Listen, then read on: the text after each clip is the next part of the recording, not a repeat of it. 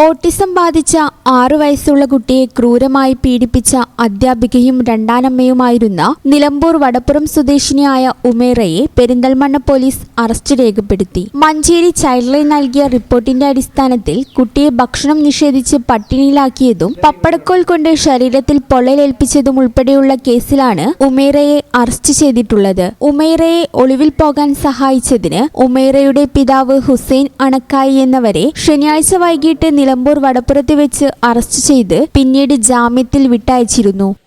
ഈ channel news Perinthalmanna.